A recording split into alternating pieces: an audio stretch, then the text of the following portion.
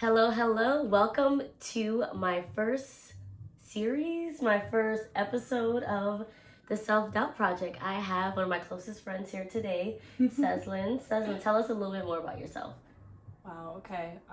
Hi, my name is Sezlyn. I am from Brooklyn, New York. I'm 27 years old. By day, I work as a lobbyist at one of the top lobbying firms in New York City, and by night, I dance my heart out anywhere you can, anywhere there's music, basically. Like, I'm She does. dancing. I love contemporary dance. I love hip hop, house styles, pretty much everything. And we met back when we were like 13 years In old. middle school. Middle school Yeah. days. Yes. And we met at a dance camp. Yep. Dance summer camp together. Yeah. Yeah. So let's get into it because I want to keep these on the shorter side. I feel like our attention span has been dwindling as society, as people. So I don't want to make these too long. So I want to start with that. This entire project is about self-doubt. And I told you a little bit about it, but you don't really know the questions I'm going to ask, so I'm excited. No. So the first question, and I probably always start out this way, is do you struggle with self-doubt? Yeah. Yeah, and how would you define self-doubt for you? For me, self-doubt is, it feels like a void. It feels like this emptiness when you step out into the world and you want to be equipped with everything you need to take on everything that life throws at you, but there's this little voice in your head that kind of gnaws at you. So two things I heard was like void and little voice. Mm-hmm. How does that void make you feel? Inadequate. Yeah, inadequate. That's interesting. Inadequate was one of the words I thought about in 2023 when I thought about like a situation that I went through that I didn't feel too good, and inadequacy was one of the words that came up. And then talk to me a little bit more about this little voice. This little voice is annoying, it's irritating, it is like your biggest enemy. Yeah. And you know it's not true. I mean, I think subconsciously you know it's not true, but that is exactly what self-doubt is. It's that feeling of, you know, maybe it is true. Maybe, you know, I'm not enough. Maybe I'm not worthy. Maybe I'm not deserving. Maybe I don't deserve all of what life has to truly offer me. Yeah, so it's like that little voice, almost like an enemy, you said, is saying these things that you know aren't true, but in times may feel true. Yeah. Like, I'm not enough, I'm not worthy, I'm not deserving. Does your voice have a name, or have you ever thought to name it? No. Would you want to? No, because I feel like that personifies it. What if, and I hear you, because I can see how you're saying if I give a name to this voice, and then giving power to it, but what if it was also labeling it so that it can be other than you? And you could just have consciousness for when it comes up. You're like, oh, that's X, Y, and Z. Okay, how do I partner with it? But that's up to you if you want to, or you feel like it gives it more power, and labeling it or giving it a name actually isn't worthwhile to you. You get to decide. That's something to think about. I'm gonna think about that. Okay. Yeah. So, on a scale of 1 to 10, how much do you feel like self-doubt plays a role in your life right now? Wow, that's a really good question. Right now, I think it has its ebbs and flows. Okay. I can think back to 2017. I was working in Washington, D.C., working for a congressman, and I think that's the first time I started to struggle with self-doubt, imposter syndrome. For me, it was the first time, well, I guess backstory, I went to a SUNY. I went to a state university in New York, and I majored in political science, and I luckily was able to travel to Washington, D.C., where I participated in this internship program, and I worked for a congressman, and it was really the first time in my life where I felt like I was surrounded by so many cerebral people. And explain general? So many people who are just worldly, extremely knowledgeable when it comes to like political affairs and whatnot. Okay. Very bookish, a lot of bookish people. Very intellectuals. A lot of intellectuals, yeah. And, we've been around like so many brilliant people, like just growing up in Brooklyn, so many creative, ingenious people. But this was different because this was being around a lot of people that didn't look like me. Yeah. Being around a lot of people from more privileged backgrounds, honestly. Yeah. And, a lot of people who have honestly just had different adversities. Right. So there's a lot of newness in a room that made you feel different than. Yeah. Mm-hmm. It made me feel othered. Mm-hmm. Yeah, othered. That's a good way to put it. So, and it's funny because a part of this project is also getting into the nitty gritty of like, where does this self-doubt come from?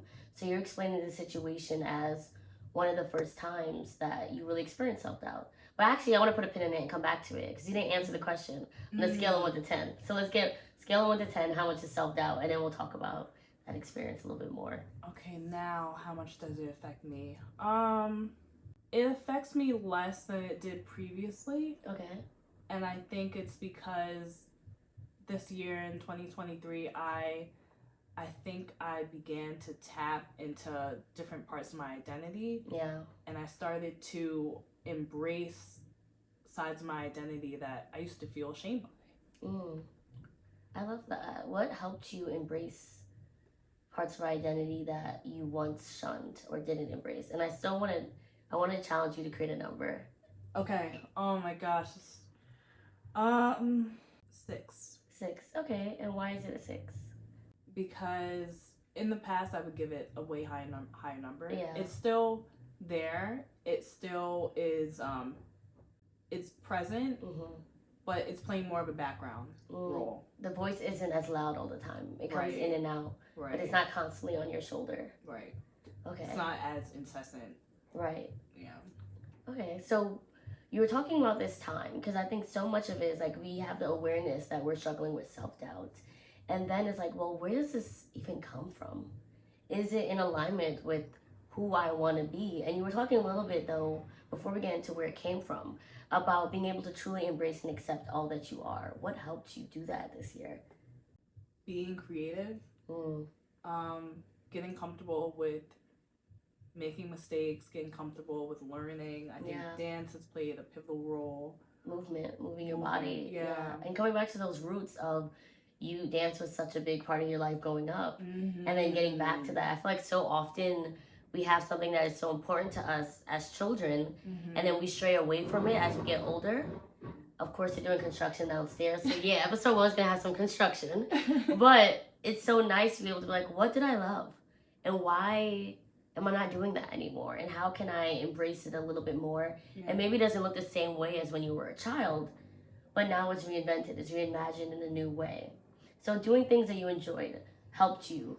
And just learning, staying open. It sounds like a lot of openness as well. You just touched on something and it truly resonated with me. Like returning to yourself, returning to self, nurturing your inner child, like, nurturing the parts of you that made us who we are today. Yes, yeah. I think it's like almost like coming back home to yourself. Yeah. And I think part of self-doubt, I think, is we get so hard on ourselves when we're not where we want to be, or we're not the version of ourselves that we believe that we can be. But knowing that it's a journey, it's an ebb and flow. And maybe throughout the journey, we start to ebb a little bit more towards our truest selves, and that deserves to be celebrated. Because maybe there was a time where we didn't ebb as close to that. And now we're like, wow, I'm coming back home to myself. What helps you come back home to yourself? I know you said the openness to getting back into dance. Is there anything else? Staying grounded. And by that, I mean prioritizing connection. Yeah. Especially with old friends. Yeah. Returning to, music that just feeds my soul. Yes, yeah. So connection to self, in that finding music that you truly enjoy, but also connection to other people. Yes. And building those relationships and nurturing them. Yes. So now I want to go back to this time when you were in Washington, D.C. and you realized, like, wow, I'm experiencing a lot of self-doubt. Do you feel like that's the first experience that you remember to truly, this voice started to come in? Or can you think about something earlier? There were moments when I experienced it as a kid, but I feel like they weren't memorable. But this one is like, pronounced. They weren't as pronounced. But this one is like, I can remember it. Yeah. When you look back to that experience, what were you feeling? Wow. I think I felt really low. I didn't feel good about myself. I felt extremely insecure, extremely self-conscious. So you're saying you felt low, insecure, self-conscious. Yeah. What were some of the thoughts that might have been going through your head? I don't deserve to be here. I do not deserve this opportunity. Oof. Let's sit with that. Those are heavy. Yeah. Like, I don't deserve to be here. I don't deserve this opportunity. Now, do you feel like that was coming from within you, or was that a response to what you were hearing or what someone else said to you? I think it was a reaction from interactions I had with others, especially in the workplace. Yeah. Seeing, even experiencing like microaggressions or seeing people's reactions to my presence. Oof. Like, what is this young woman doing here? Right. You know, what experience does she have? What are her qualifications? It's like what's her educational background? Yeah. Oof. All of those are heavy. Not only is like my presence now is making you uncomfortable, you're telling me little things that you don't even realize is hitting deep. And now I have to carry all of that and still show up and do the work. That's a lot to load. That's a lot to carry. It is. So it was like almost a combination of like what you were feeling in a moment of being in this space of so much newness, and then also a response or a reaction to how you were being perceived. Now, from that experience, what did you carry with you moving on after that? Like, do you feel like some of those insecurities, that lowness, carried beyond that experience? Yes. Yeah. In what ways? Professionally, when I graduated school and took my first job, I experienced some of those same feelings, but it was mainly when I applied to a prestigious policy fellowship in the city, and I was accepted. Hey! It was validating, but once I got into the program, it was terrifying. Ooh, and what you just mentioned is that two things can be true at once. It was validating and terrifying. And sometimes we don't always know how to make space for those two extremes. Explain that a little bit more, how something was validating but at the same time terrifying. I think to know that you are good enough to be a part of something that is so exclusive is a feat in itself. So it's like, on one hand, you're very proud of yourself for getting into this program, but at the same time, maybe some of those thoughts of like, do I deserve this, are coming up. Yeah.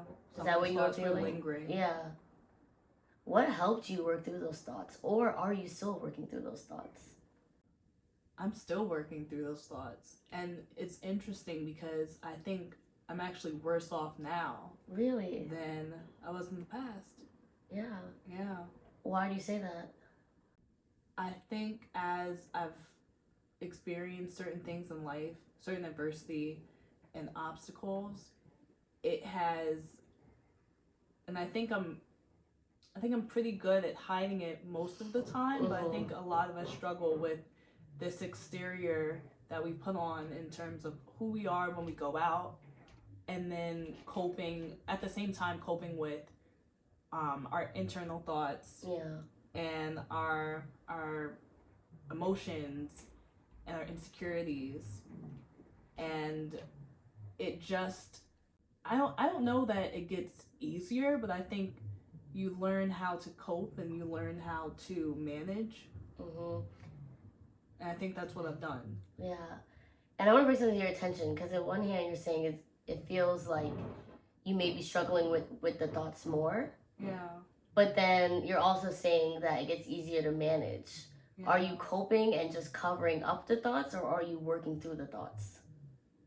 Are you getting better at just pushing them down and going through the everyday? Or are you facing them face on? I don't think I'm facing them. Mm-hmm. I think I'm suppressing a lot. Yeah. Yeah. I think I'm coping. Coping, yeah. Yeah. Do you feel like that's helpful? Like, do you feel like that's the best way for you to work through it? Or would you actually want to face them and start to minimize them?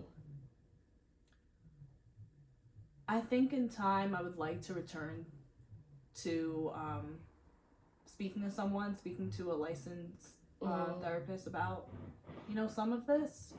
We've talked a little bit about therapy and its benefits. Yes, and absolutely. when I was going to therapy, I didn't talk about any of this. And that's the thing. Like, therapy is so important, but they can only help us with what we share with them. Yes. So if we are holding things back, then the conversations can still be surface level, and they're not going to the nitty gritty and the true depths of what's going on. And that takes a lot of vulnerability. So if you were to go back to therapy, how would you approach it differently this time? I like that you asked that, because I think it's one thing to be in therapy when you are going through a hardship, when you are in the, thick of it. Right, because that's when we're like, oh, I need to talk to someone. Yeah. But now it's been a few years since I've been at one of my lowest points in my life. So now I'm at a point where I need to continue to heal. I've done a lot of healing on my own and in therapy, but I feel like in a way I'm at a standstill. Because it's like we hit this plateau where we're like, okay, the original problem, quote unquote, of why we went to therapy may be resolved, or we may be talked through. But what about the little everyday moments? Those moments where the enemy or the thoughts come back onto your shoulder and you're feeling minimized by it, you're feeling defeated by it, but we're no longer in therapy to talk about it. And I think it's two-part, because professional resources are super important. But then also, how do we learn to self-regulate ourselves as well and feel like, oh, this voice is coming back. How do I speak to it? Because when you started, you said it's not true. So how do we use that knowledge and that wisdom to now speak to this thought? Because we know it's not true. Right. So then how do we, because it's going to come up, but then how do we talk to it? How do we minimize the loudness, the screaming, almost? Because sometimes I feel like self-doubt feels like a scream. It feels like that little person is like screaming at us. And it's like almost like a toddler. How do you calm it down and be like, I'm good, I'm okay? Yeah. It's definitely something I want to continue to think about and ponder, especially next year. And, as we close the year out, it's definitely something I want to journal on and, be reflexive about. Yeah. What helps you work through self-doubt right now? I know you mentioned journaling. Writing, dance, and I think just spending time with your loved ones. Which goes back to that value, or what you mentioned, of connection. So what I'm hearing, like, throughout this conversation of things that really matter to you are the movement, the connection, the creative expression, which could be writing or movement. And it's getting back to those things. Yeah. If you could wave a magic wand and you would be able to overcome your self-doubt, what would change about you? I would be unstoppable. I would be unstoppable. I love that. Why do you feel like you would be unstoppable? Because at the end of the day, I think one of our biggest enemies is ourselves. I think if we were more, and I'm speaking in general, if we were more confident in our identities and we were able to be our true authentic selves, I think there's no telling what you can't do. Yeah, so unstoppable, confidence. Yeah. I love that so much. In 2024, though, like, let's say we want this magic wand. We're working on getting this magic wand, but we don't got it yet. How can you still be unstoppable? Nurturing the parts of me that have been neglecting. Ooh, say that again. Nurturing the parts of me Mm-hmm. that have previously been neglected. Nurturing the parts of you that have been neglected. How does it feel to say that? Feels powerful. Mm-hmm. And powerful feels more in alignment with that unstoppable force, with that confident. Yeah. Do you have any advice for your younger self who struggle with self-doubt? Oh my gosh. Don't listen to the naysayers. Be who you were put on this earth to be. Oh, that's beautiful. Don't listen to the naysayers and be who you were put on this earth to be. I love that. If you could talk to your future self, what would you tell her? Don't settle for less than what you deserve. And when I say that, I'm talking about, I think I'm guilty of this. When I was a little girl, I remember, I wanted to be a professional dancer when I grew up. Mm-hmm. And of course, as we mature and grow up and get older, it gets harder to fulfill and excel at certain things that we excelled at when we were children for myriad of reasons. Right. Financial reasons, people tell you to get real or, to be rational. Get a real job. What do you really want to do? Exactly. And I think it's just hard to be, it's hard to excel and to be successful in your passions when you are conforming to a life that you think you should live, or you conform to what society thinks you should do. And so conforming and shoulds.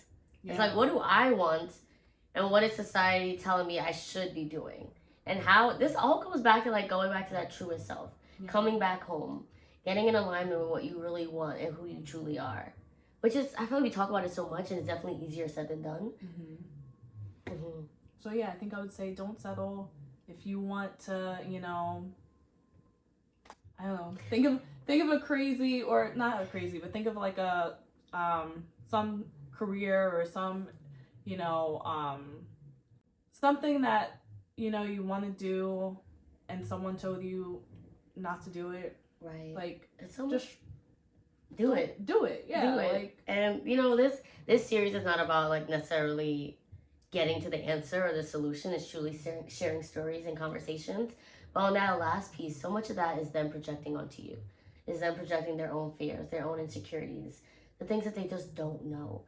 And it's not always with malintention, but intention doesn't always match impact. So we also have to be like, okay, where's this information coming from? Is it worthwhile for me? Or do I want to be like, I hear you, but that's not my story. Yeah. That's not my experience. Any last thoughts? This has been incredible. I'm so proud of you. I'm so honored that you invited me to be the first guest, and I'm excited for the future. I'm excited for the new year.